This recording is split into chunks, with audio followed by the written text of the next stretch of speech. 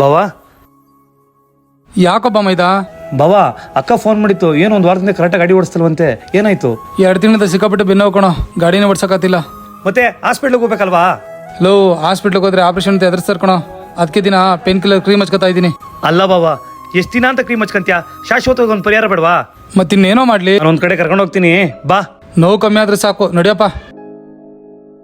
ಇವತ್ತು ನಾನು ನಮ್ಮ ಬಾವನ್ ಕರ್ಕೊಂಡ್ ಬಂದಿರೋ ಜಾಗನೇ Abhi coolers clinic, Dasarahalli. Main ಆಗಿ ನಾವಿಲ್ಲಿ ಬ್ಯಾಕ್ ಪೇನ್ ಟ್ರೀಟ್ಮೆಂಟ್ ಮಾಡುವಂಥದ್ದು. ಒಂದು ಬ್ಯಾಕ್ ಪೇನಿಗೆ around 12 to 13 types of treatments ಮಾಡ್ತೇವೆ. ಮತ್ತೆ ಯೋಗ ಸಿಸ್ಟಮ್ಸ್ ನಾವಿಲ್ಲಿ ಜಾಸ್ತಿ ಇನ್ಕ್ಲೂಡ್ ಮಾಡಿರೋದು. ಅದರಲ್ಲಿ ಬ್ಯಾಕ್ ಪೇನ್ ಅಂತೇಳಿ ಬಂದ್ರೆ ಯೂಶಲಿ ತುಂಬಾ ನರ್ವ್ ಪ್ರಾಬ್ಲಮ್ಸ್, ಇಲ್ಲಾಂದ್ರೆ ಮಸಲ್ ಪ್ರಾಬ್ಲಮ್ಸ್, ಇಲ್ಲಾಂದ್ರೆ ಬೋನ್ ಪ್ರಾಬ್ಲಮ್ಸ್ ಇಂದ ಬ್ಯಾಕ್ ಪೇನ್ ಬಂದಿರ್ತಾರೆ.